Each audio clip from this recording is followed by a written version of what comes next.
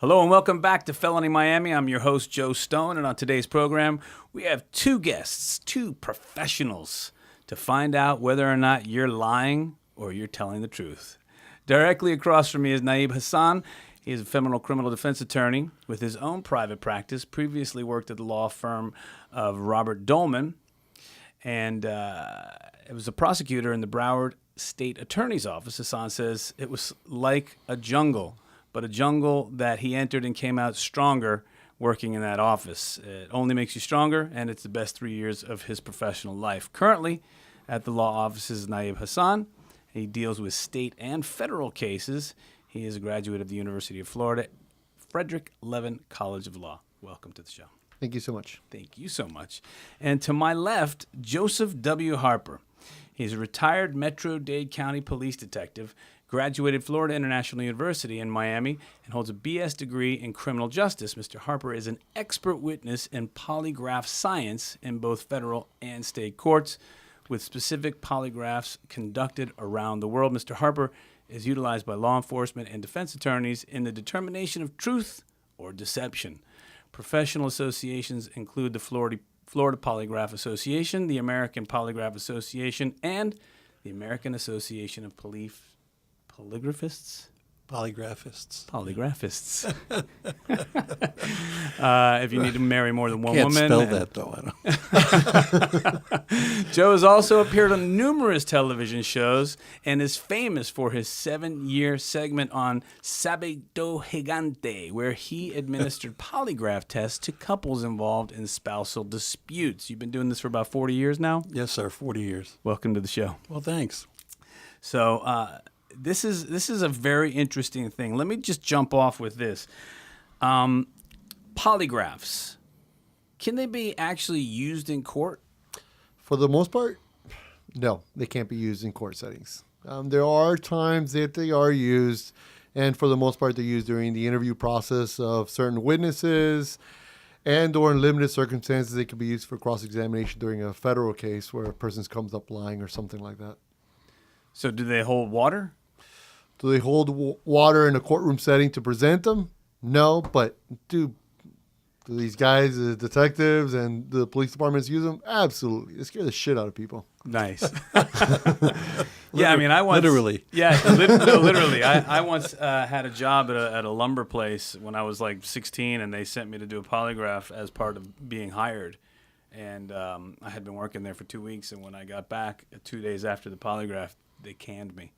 I was like, oh, what was up with that? Says a lot. Yeah, I mean, I couldn't have done that much damage. I was only 16, for God's sakes. I don't want to do a polygraph now. Okay, so tell me a little bit about how this stuff works and why, if it's not admissible in court, really, why is it so widely used? Why do so many people use this? Well, from a defense attorney's standpoint, they really want to know the status of their client. They want to know if that client is being truthful with them or not, especially before charges are filed. In that early stages, if they can present the polygraph that says that the person's telling the truth, it wasn't him, or the fact he wasn't the gunman, he was only the getaway driver, that kind of thing. That information is very important for prosecutors and defense attorneys. So prosecutors use the polygraph too? Oh, they do. Before trial, before charges are leveled. Yeah. I've had the circumstance where pretty much charges have been leveled against the client, and then there's disputable discussions in the middle of it where witnesses are going back and forth regarding certain testimonies. You always want to do as a defense attorney, you do an independent polygraph exam. So pretty much you get a preliminary review, and then once you obtain the results, then you pretty much submit them to the state's polygraph examiners for them to conduct their polygraph. But you pretty much always want to know what your client's, where your client's stance is as far as the objectives on the polygraph examination. Right. So Joe, let me ask you this: it's a lie detector test. How does it work? Well, actually, it's an emotional stress monitor. It's not really a lie detector test. It works on the fight-flight holding mechanism that's been with us for 500,000 years as we've been on this earth as Homo sapiens. Like primitive brain function We've stuff. learned how to defend ourselves over those years with defense mechanisms. First, the heart races When you're being confronted, it could be a lion at the cave door, or it could be a question about shooting someone Thursday night. The brain is sending information to the body that we're in trouble. Start to defend ourselves. The heart races, not the blood pressure. It's the heart racing to pump the blood to the core. From the extremities, from the face. That's why people sometimes turn pale and faint in threatening situations. So the blood pressure, the blood rate and strength increases in a polygraph. That's the first indicator on the chart. The second indicator is the galvanic skin response or electrodermal response. What happens when you perceive a problem, the brain perceives a problem. The skin is your armor. Your skin contracts to protect you as well. The heart's racing, the skin is contracting, and moisture is emitted from your fingertips. That moisture is recordable. That moisture, they theorize back 500,000 years ago, helped people escape threatening situations. Your hands are wet, you can grab things better. Tree limbs, rocks, bushes, name it, you can get out of town. And it's just a defense mechanism that's recordable on a polygraph. The third area of concern is the respiration. What happens in the respiration is all the muscles around the heart and lungs contract, again, to protect you. So you have these three functions taking place all at once. It's recordable and identifiable in a polygraph test on a chart. When those defense mechanisms take place, they're easily identifiable in a polygraph. Easily. Yeah, very much so.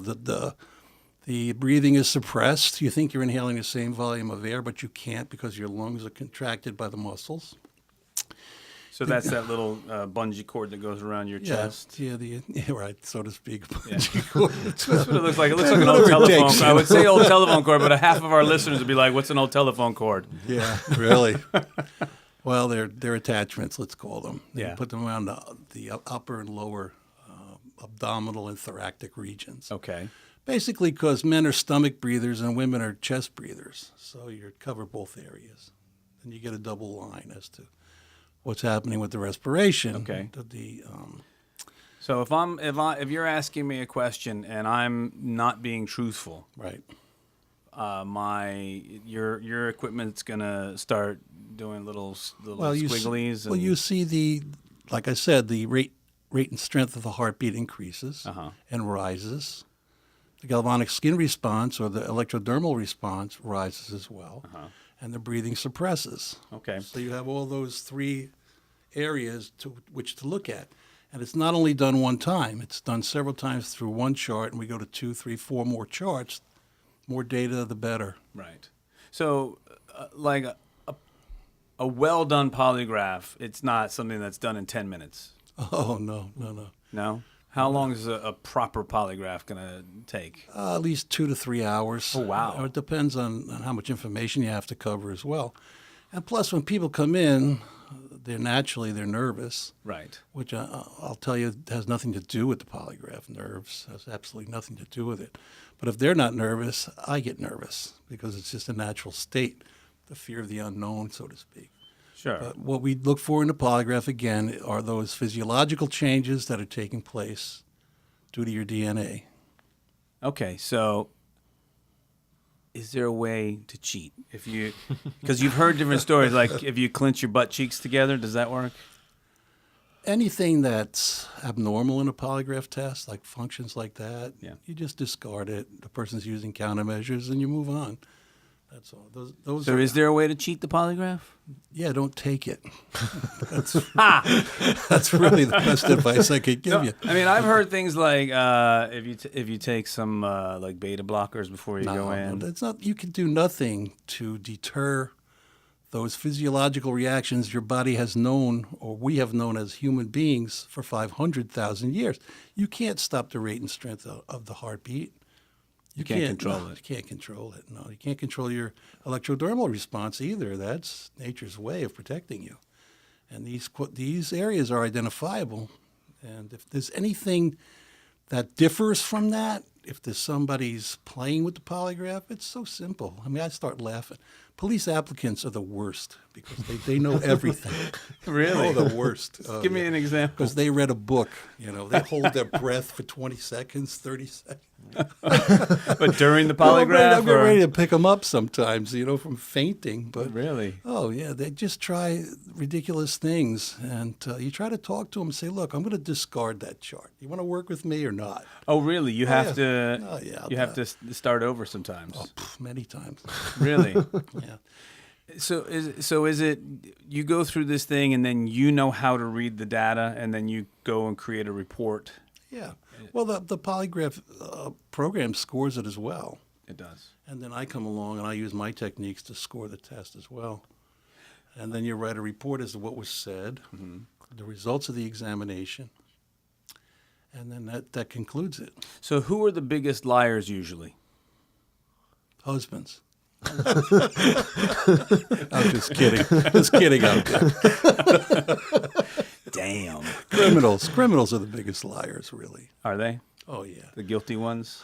Yeah. Well, they just have such egos. The problem with criminals is they have high ego and low intelligence most of the time.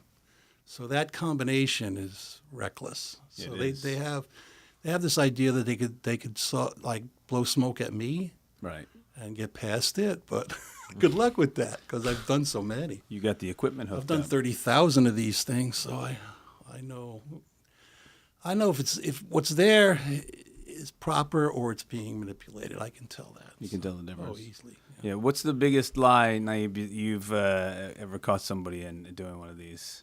Doing one of these? Yeah. Oh, let's say it just didn't go forward. Talk to a client regarding a crime in another jurisdiction. Yeah. We discussed it at length. He kept on supporting his argument for about 2 years that he hadn't gone forward, he hadn't committed the crime, but he couldn't basically go forward with the polygraph. Put pressure on the family, put pressure on everybody. I'm like, look, this is the one last avenue that we have. I finally convinced the prosecutor, let me have the ability. Let me do the polygraph test. Uh-huh. And his words to me were, you know what? If you want to do the polygraph test, you believe your client's going to pass it. Well, let's do something. We'll take a polygraph test, and it's admissible in court. We'll both stipulate to the documents that it'll be admissible in court. Oh, so you can agree that it will be admissible and presented in court. Absolutely. You can contract through anything. So pretty much we were going to agree to do this. So I go forward to my client. I'm like, look, this is a situation. I went to him on a Sunday night, 8 o'clock at night. Pretty much Monday was his courtroom setting. So I wanted to present the discussion to the prosecutor the next day. I go and have a discussion. It was at that point that pretty much everything had ended. It wasn't. Told you the God, truth. got the whole truth at that point. Really? Yeah. That's the essence of a polygraph, really. Freud said criminals always leave clues. They have a compulsion to confess. And I really went on that premise for all these years. And in my opinion, he's pretty much right. Yeah. They become the center of attention then once they're arrested. Now they're confessing. Now the whole family surrounds them. They're the center of attention. That kind of thing is... People don't realize that, but that does happen. Yeah. Well, you were a police officer on the streets for a lot of detectives, years. Yeah. And, I mean, as a detective, you've probably seen some pretty, in Miami, some pretty awful stuff, right? Oh, yeah. Is Every there- night there's something new. Really? Oh, yeah. Anything that stands out to you? I mean, specifically? Drunk driver took out an entire family one time in a minivan and having to pick up children's body parts, and that never leaves you. I don't care how long you live, that'll never leave you. And just day after day, things like that. I also got shot one night, so that was pretty terrible, too. Where? I got shot in the neck in a firefight in Liberty City. Oh, wow. So that's what precipitated my interest in polygraph, because when I came back to work, the department sent me for polygraph training. They did. Yeah. Were you injured where you couldn't be out in the I streets was anymore? shot in the neck, so my left arm and left side of my body was paralyzed totally. Really? Spent several years in rehab and finally came back 35% or so, but enough to function. Yeah. So it's terrible out there. My squad had 8 guys. 4 of us got blown away. So, I mean, it's pretty dangerous. What year was that? Back in the 70s. Jeez. Yeah, it was a crazy town back then, huh? It really was, yeah.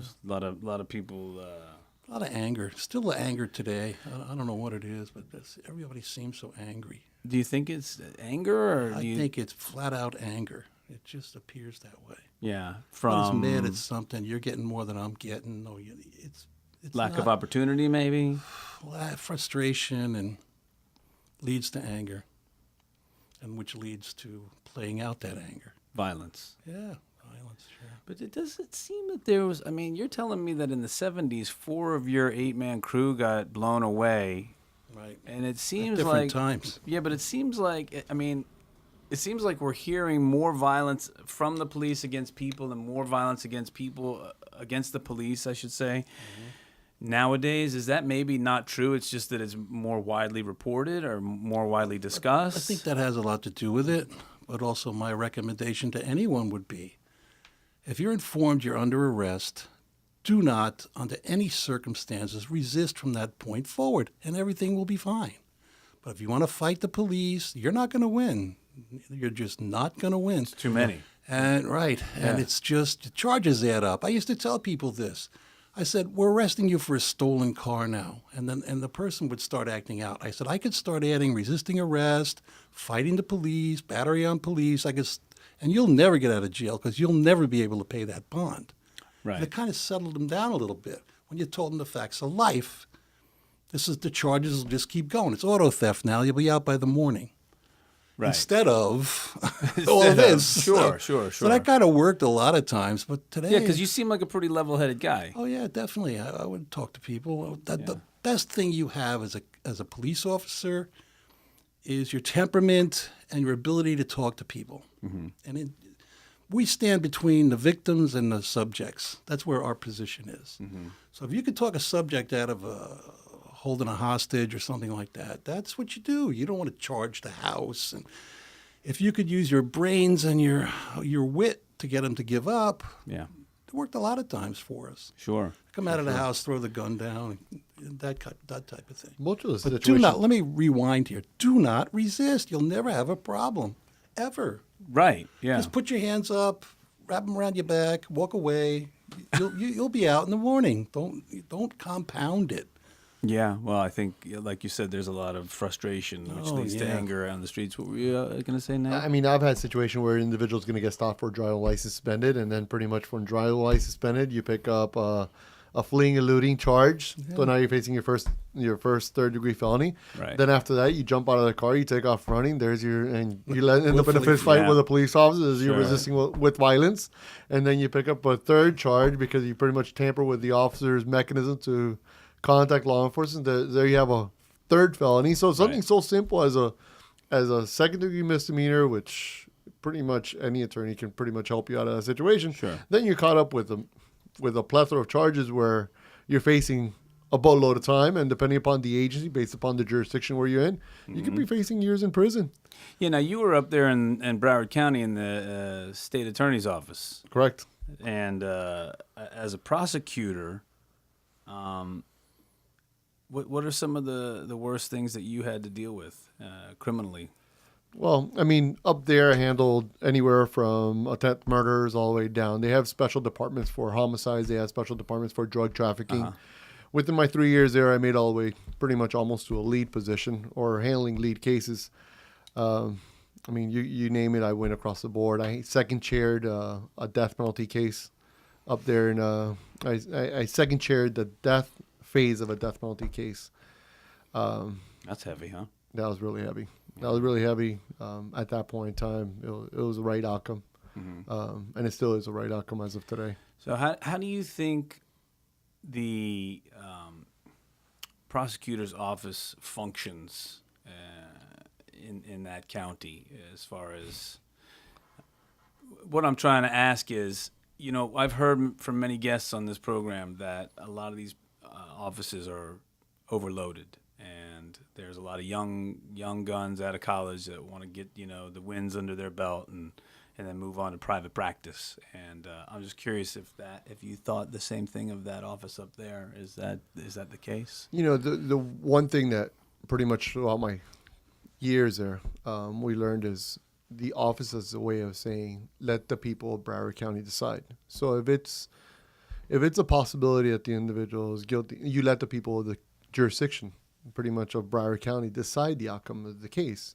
As far as the prosecutor, you don't take it within your own grasp, and you don't bend the guidelines, like break the guidelines or break a guideline sentence. No, you let the people of Broward County decide. So guideline sentence is guideline. So what I was explaining to you before, that individual could be facing over a year and a day in prison.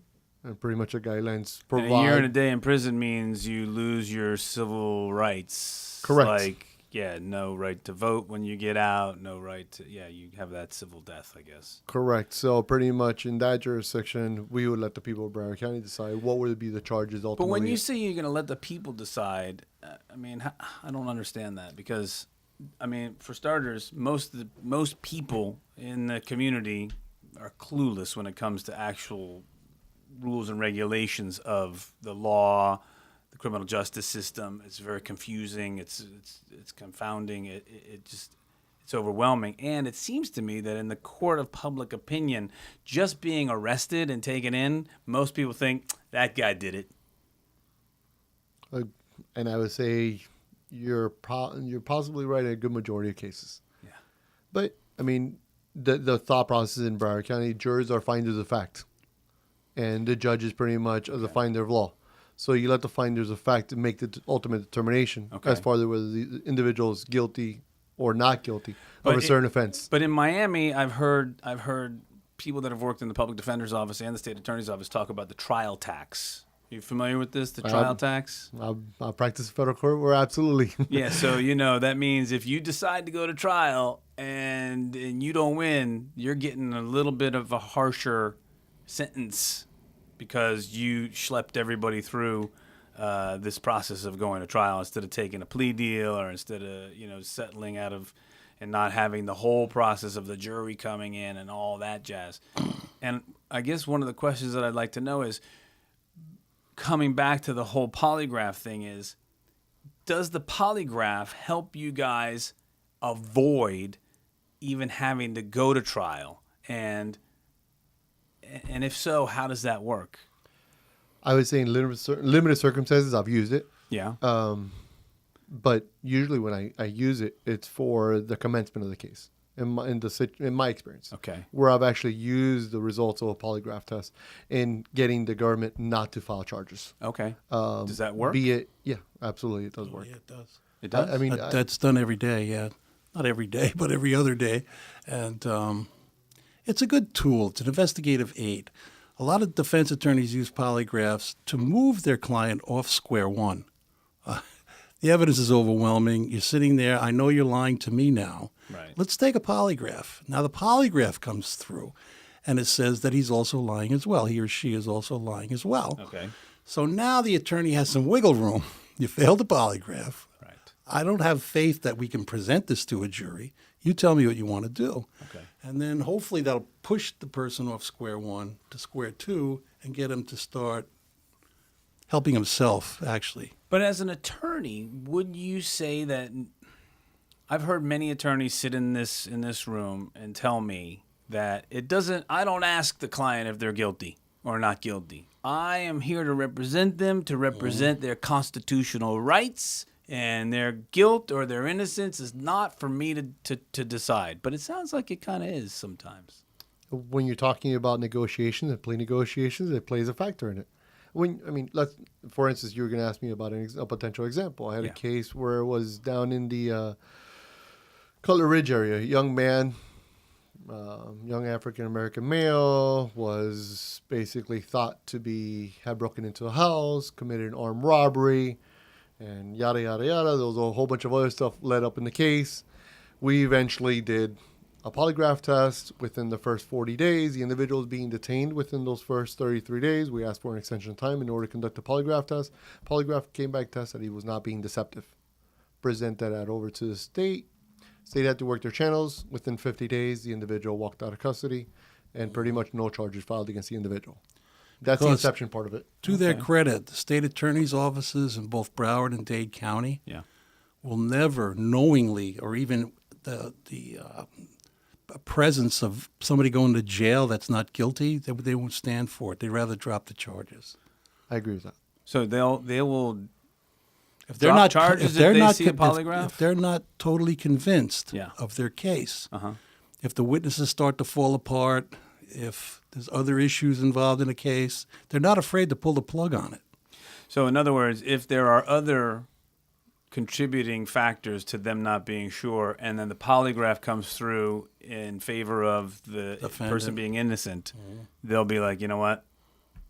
In your guys' experiences, I've had that done many times. You have. The standard to file a case, pretty much as a case filer at the state attorney's office, is a reasonable likelihood of conviction, and that's a very high burden that they have to overcome. So they have to have a reasonable belief that they're going to have a conviction at the end of the day. Right. So you're also saying if you didn't do it, ask for a polygraph. Oh, most assuredly. Yeah. The first thing I would do, if you wrongfully accused, you do everything in your power to prove that. Sure. Polygraph is one of them.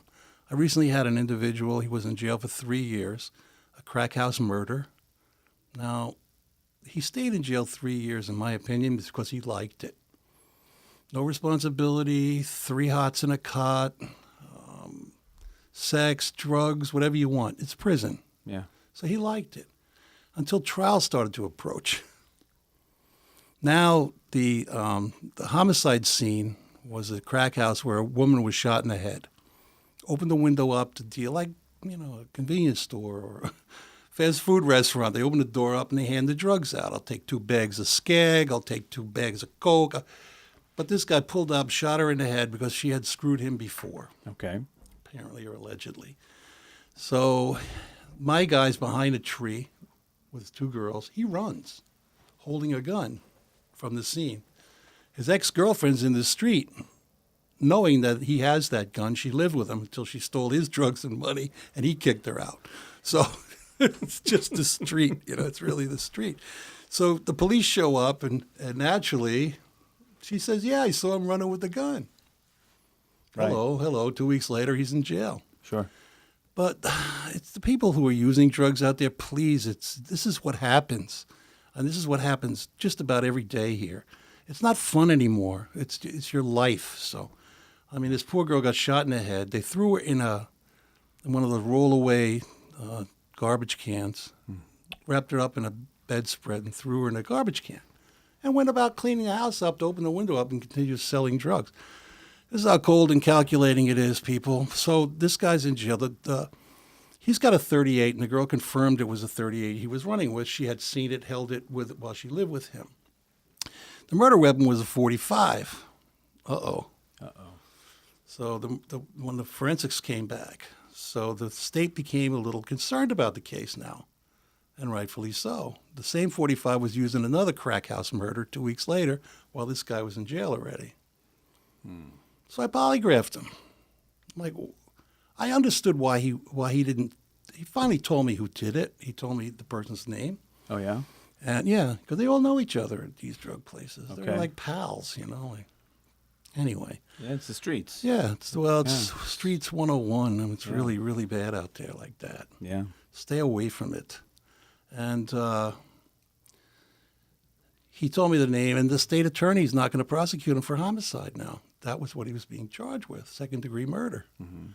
So that's a heavy charge. Oh, yeah. And he wasn't fighting it? No. You know why? No, I don't know why. He finally ran into a good attorney, a really good attorney. Probably like people present in the room now, really good attorneys, They're out there. They're really good guys. Sure. And this guy said, no, there's something wrong here. And let me, again, back up and say, this guy liked prison. Right. I mean, for people, normal people, it's very difficult to comprehend that, but they do. There's no responsibility, no problems. You eat every day. If you want to work detail, you can. You don't, you sit around, watch color TV, which they don't usually have. They have air conditioning. They got all the amenities. So they like prison, believe it or not. So this guy, hard to believe. So they didn't prosecute him on that murder charge. Right. And they're actively looking for the shooter now. So they still haven't found the guy? Not up to date. And they had his name? Oh, yeah. I gave him the name that he told me. But then again, who knows? You really can't take these people at face value. He passed the polygraph. He didn't shoot that woman. Okay. That was what I was there for. Right. But anything that is gleaned from that, I have to take with a, cocked head a little bit. Why are you waiting 3 years to tell me that? Exactly. Tell your attorney. So then you present that information back to the investigators and let them work with it. So that's crazy. So if I may just say, nothing's at face value out there. Nothing at all. If you think that it's Open and shut, it's really not. You mean cases? Cases, yes. Yeah, because you've been on the front line of it, and Yep. you've worked behind the scenes also. Eyewitness testimony is the worst. I was just getting ready to ask you guys that, because I guess eyewitnesses have seen Santa Claus, they've seen the yeah. Virgin Mary, they've seen leprechauns, I wish I they've could seen polygraph. UFOs. Yeah. I wish I could polygraph every single Witness. victim witness Oh, on every yeah. single case. Unfortunately, we don't get that luxury, but Yeah, I mean, and we had a show on coerced confessions not too long ago, which is very interesting because this happens a lot. And I'm curious, have you guys ever had experiences with that, with coerced confessions, trying to deal with or sort out confessions that have come to light that maybe they were not gotten in the most kosher of ways? I mean, I've seen it. I've seen it where individuals, the clients of mine, may be led down a certain path as far as how they're being questioned regarding a case and how they're being led down a path of, you did it. Right. And they eventually either they say something that they did the crime, or they say something that pretty much shows that they may be involved in the crime. Yeah. And it's through the process of the questioning of the law enforcement dialogue with the suspect, Right. as far as how that leads down to pretty much a statement. As far as beating them up and telling them 40 different things, no, I haven't come across that. But I never witnessed that in all the time I was a detective. And there are some safeguards as well.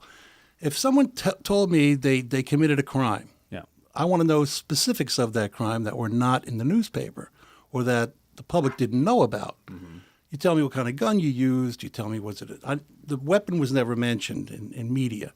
But now tell me what kind of gun you had. Oh, I had a 9mm. Oh, that fits. Okay. Where did you shoot the person? Oh, in the head. Oh, that fits. So you start to piece the puzzle together that no one really knew this until he opened up and started to confess to it. Again, going back to Freud, and they have a compulsion to confess, and it fits.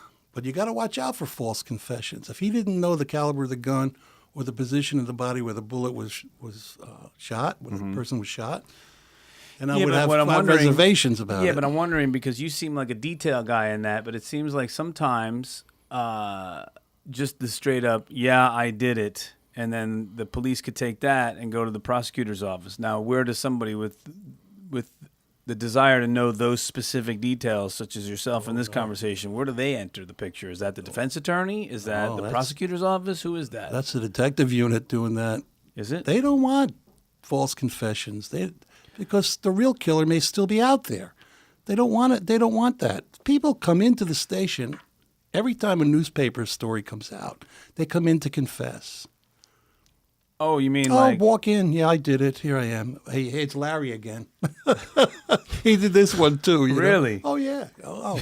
people that just, I'm going to go confess to that crime? Of course. Yeah, of course. Really? Well, they want the notoriety and they want the attention. So that actually happens in real life? That's why I told you earlier. Nothing at face value, ever.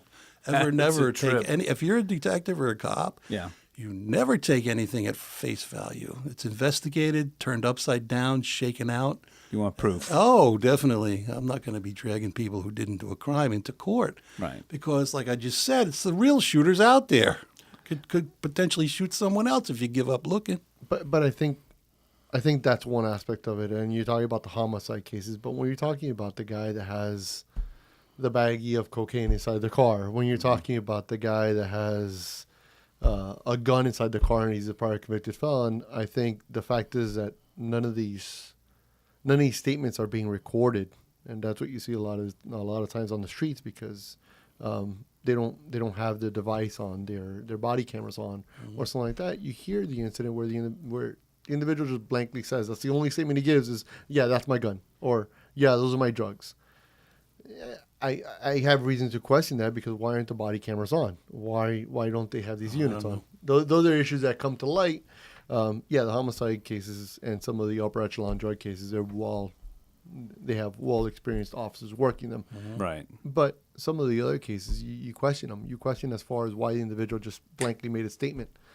Right. I mean, because I've heard people on this program tell us, yeah, we've seen coerced confessions, or we've seen officers not be 100% honest on the stand, or we've seen prosecution. I mean, I'm looking at you, Joe, and you don't seem like one of the guys that would have gone in. But have you ever seen any of your fellow officers have to bend the truth a little bit, maybe just to clean up a dirty corner? Not in my presence. I wouldn't stand for that. No? None of us would. No. I basically, I'll be totally honest with you, I never cared that much to frame somebody or to hurt somebody. Who cares? Right. 2 minutes later, you got another case. Let them go. Who's next? I mean, that's how it was. Because there are real criminals. Oh, and how do you go home and sleep at night if you're making false statements about people? I could never do that, ever. And I wouldn't let anybody in my... Have you ever seen it happen? No, not in my presence. No? Ever. I wouldn't stand for it. I just never would. And the majority of the police officers I work with would never stand for it either. I believe that.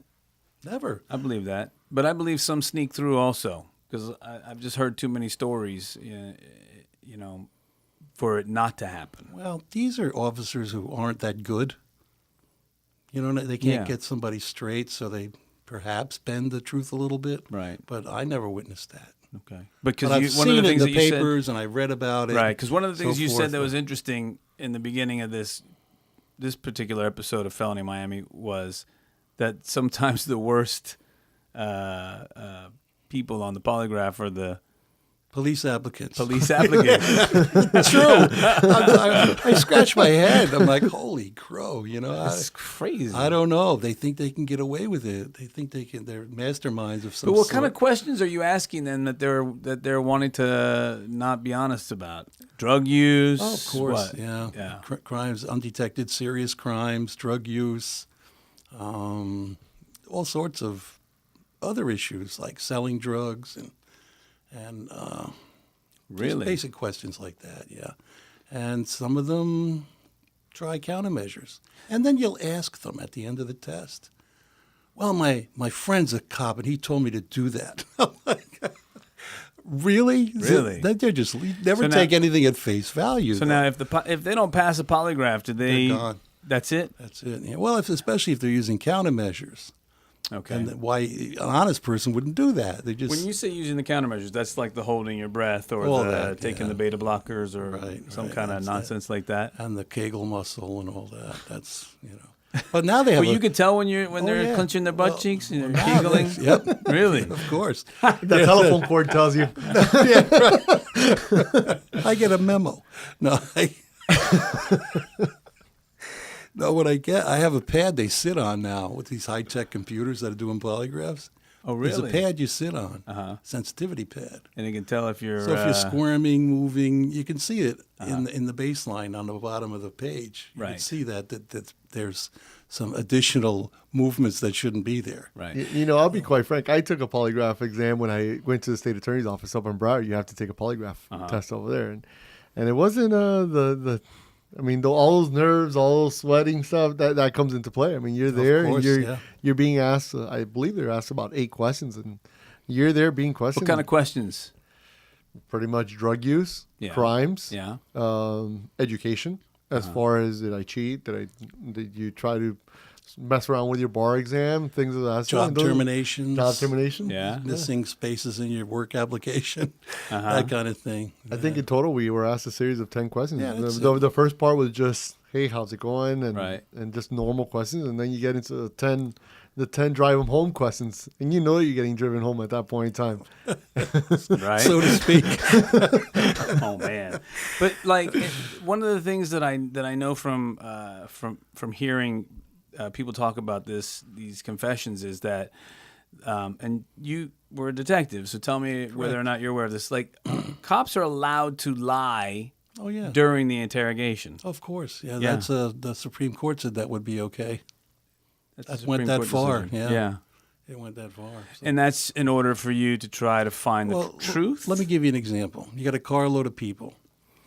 One guy's the shooter, the other are passengers. Okay. So you split all 4 of them up. And you walk into a room and say, listen, Larry just rolled over on you, man. He said, you're the shooter. Baloney, he's the one.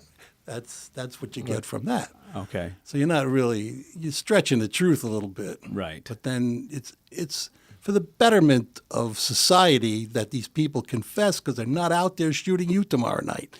No question. It's whatever you could do to take these guns and these people off the street, you really should do. Yeah, well, listen, we always reiterate on this program, there is crime out there. Ooh, yeah. And, we always do try to point out the flaws in the criminal justice system because there are flaws. And I'm going to ask you guys what you think the biggest flaws are in the criminal justice system that you have seen in your careers. I'll let you go. I'll let you go, but now I got to think about that one for a minute. We start the Jeopardy music. Flaws.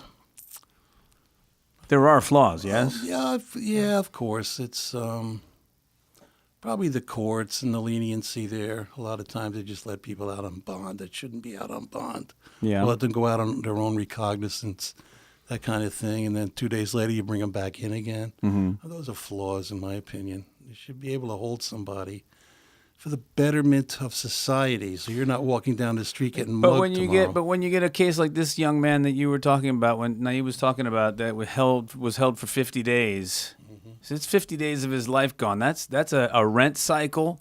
Lost his job. Yeah, so the job's gone. The apartment, if he's got one, is probably getting ready to be foreclosed on, and the guy was innocent. He shouldn't have put himself in that position to begin with. Well, wait, He was walking home. Yeah, he was walking home. That he was. He wasn't in the car or something like that. No, he was walking from one location to the other. It was a rainy day, and he was literally walking in the rain. He had the same similar shorts and similar shirt, and he was an African American male in that community. Right. And based upon that, he was targeted. And this is an individual that should have never been placed in custody in the day one. Yeah, I mean, so what does he get in return for that? Nothing, right? Oh, sorry, we had the wrong guy. Absolutely. Good luck getting your orders back, your affairs back in order. It's nice to know that he was let go, though. I mean, cooler heads prevailed. Well, it is nice to know, but it seems like a bit of a flaw that somebody that was completely innocent got held for 50 days. And why did he get held for 50 days? I'm guessing that there was a bond and he couldn't make the bond. What kind of history did he have, though? None. No priors? Young man from FIU. Was going to college. Yeah. And we attempted to conduct a bond hearing, an ART hearing, and what about a nobody goes lineup? anywhere. Did they give him a lineup? lineup pretty much matched. To the victim? The victim ID'd The him? victim ID'd him. Yeah, well, there you go. There's an eyewitness, yeah. but the eyewitness was wrong. The eyewitness is wrong. Rewind. Eyewitness testimony is the worst.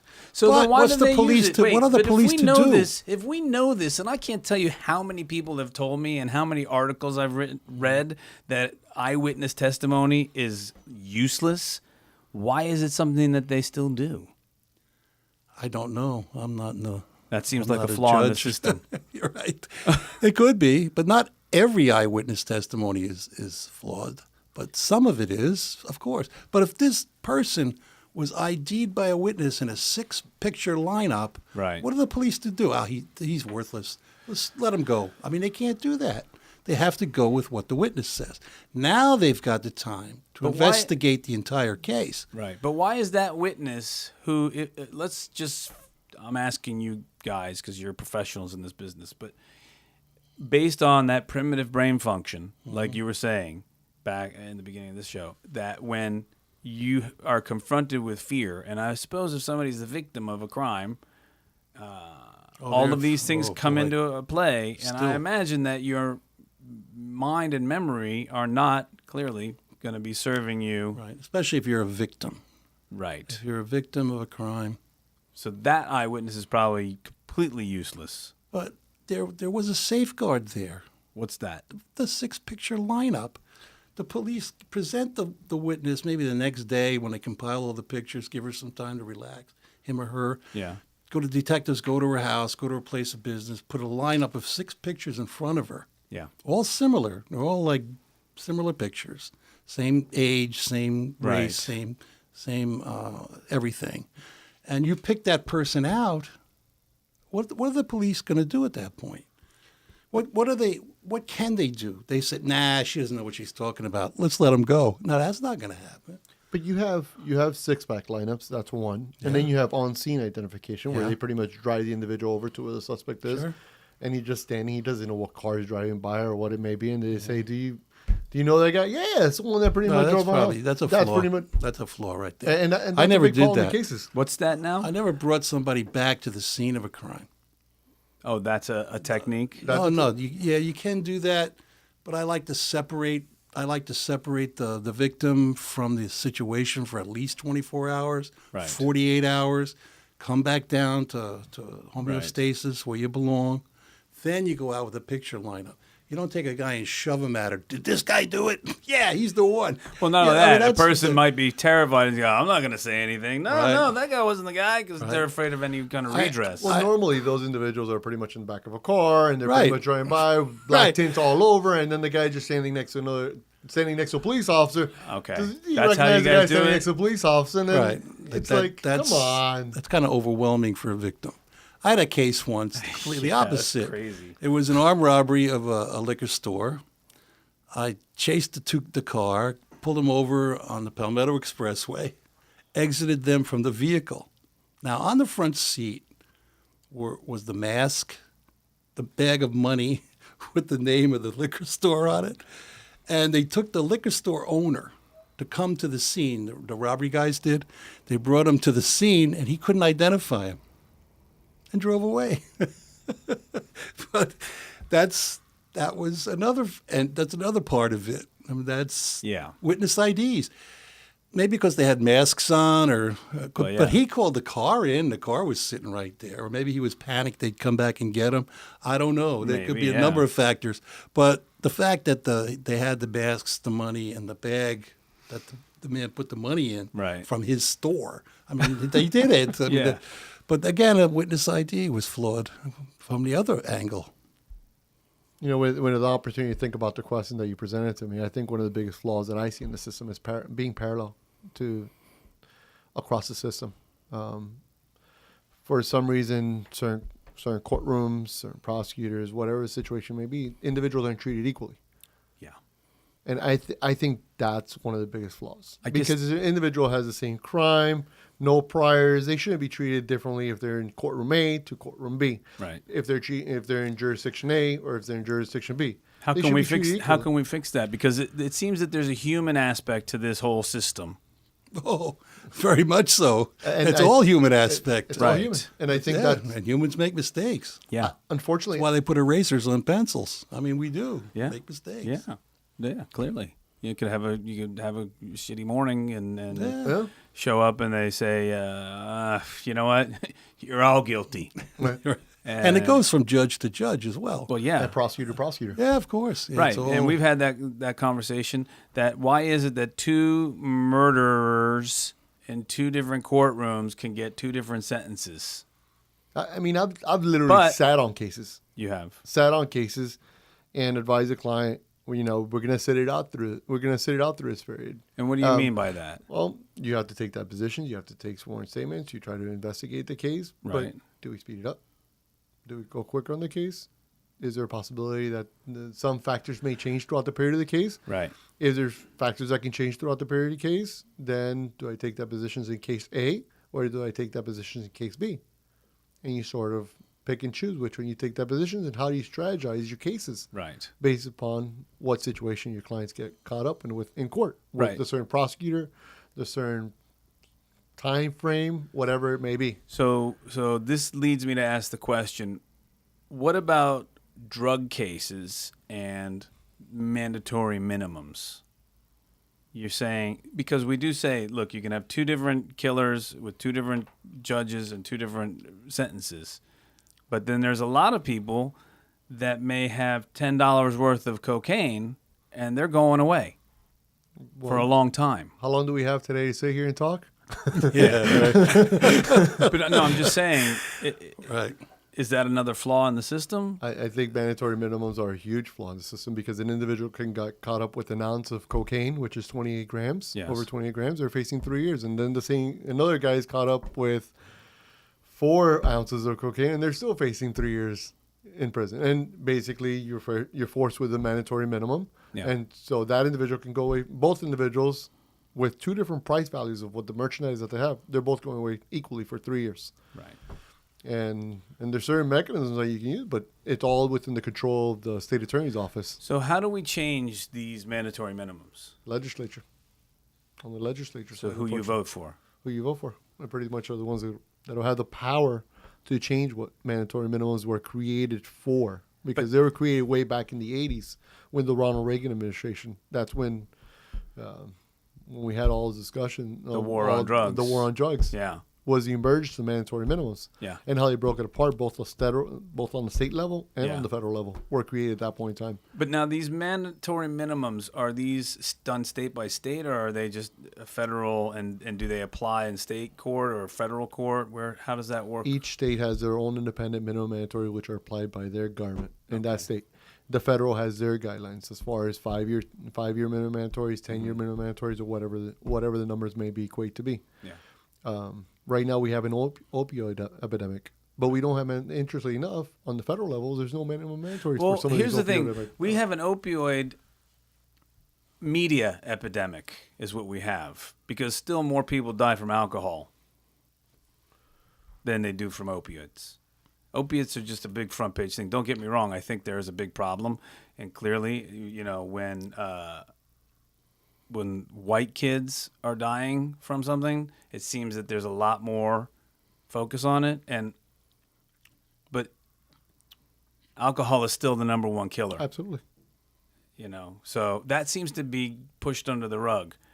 And I also believe that the whole opioid thing it's not a criminal issue. It's a public health crisis. And I think we can point the finger at a lot of places, but mostly at the drug companies. And the doctors prescribing these absolutely. things. Thank you. That's where it begins. It's Still the inventory is there if you want it, inventory of drugs or whatever they are, but the doctors have to pull from that inventory, and they're the ones that are responsible. Enough of them go to jail too for it. Yeah. I do a lot of those cases, Medicare frauds and things like that. Tell me about that. Well, you've got these 80 and 90-year-old doctors writing prescriptions to blank paper. And then whoever comes along, an aide or something else, fills it out with a legitimate doctor's signature on it. And his ID number, his DEA number's there. Yeah. So that's a real crisis right there. To distribute these drugs, and you have a rubber stamp at the end of it, giving these drugs out to people. Yeah. So that's what you want to stop. You want to stop that kind of thing. Yeah, and I think one of the problems is that a lot of people get caught up in the prescription aspect of it, maybe even with a legitimate injury, and then trying to get those prescription drugs becomes cost prohibitive, or even Doctor says no. Doctor says no, and then they need Right. that fix, and then they hit the streets because They look for and it, then yeah. they end up $15, $20 a bill. Yeah. No, it's Is it more? it is it's a crisis. Don't get me wrong, but again, I like to always point out that alcohol is still killing more people. Absolutely. Yeah, and it's Because it's more readily available. right. Yeah, You can walk down the street and get a bottle of liquor. right. But it's kind of tough if you're looking to score opioids, heroin, things like that. It's a little more difficult. Yeah, it's more difficult, and a lot of people have been dying because for some reason this fentanyl is making its way into our communities and killing people. Well, you have fentanyl, you have Oxycontin. That's pretty much well distributed. I've handled cases of Oxycontin pretty much in Kentucky. HIV medication up in New York. Oxycontin out in Minnesota. Yeah, I've handled federal cases across the whole country you have. of heavy trafficking or conspiracy to traffic Oxycontin, which is one of the leading ones that doctors prescribe nowadays. Yeah, Because they work. It's deadly. But the thing is, there are people that need those medications too. Absolutely. And then there's people that clearly abuse them. Yep. And so listen, I hope we can figure it out. There are some proven techniques on ways to deal with addiction and this whole public health crisis, but a lot of them are underfunded. And I'm curious, how many of these crimes that you guys represent and deal with, I know Joe said that a lot of them come from people being frustrated and angry, but I'm curious how many of them come from people being high. Well, that's a big part of it, too. I mean, a very big part of it. Yeah. I think that's one. I think the violent crimes and sort of like the theft crimes emerge out of there. A lot of what I deal with on some aspects is greed. When you're dealing with the white collar crimes, Greed. it's greed. It's you get into a phrase that pretty much you live a certain lifestyle, and now you got to maintain that lifestyle, and now you want more, and you want more, and how do you keep up that lifestyle? And then pretty much you're maintaining yourself. And you get into a vicious cycle where greed kicks in. Yeah. And that's where you see a lot of the white-collar crimes, unfortunately, phase out. Greed. Yeah. Yeah. Well, this has been a very interesting show. One of the things that we like to ask our guests before we wrap up the show is, because a lot of us that produce this show have a music background. So we like to just know what you guys are listening to musically in these last week. Who's on your playlist, or who you listening to on the radio in your car? I mean, I'm a country guy. All right, so nice. I listen to either the new country, which is like the Luke Bryants or like that stuff, but I can go way back and listen to the Kenny Rogers and the Willie Nelsons, and that's pretty much what you hear if I get out of here, it'll be on the country station listening to some country music on the way back home. There you go. That's Kind of stuck on rock and roll. Stevie Nicks. all right. She's still a little hottie. Oh yeah, no doubt. That kind of thing. I heard Fleetwood Mac's putting a comeback tour with All right. everybody. I'm there.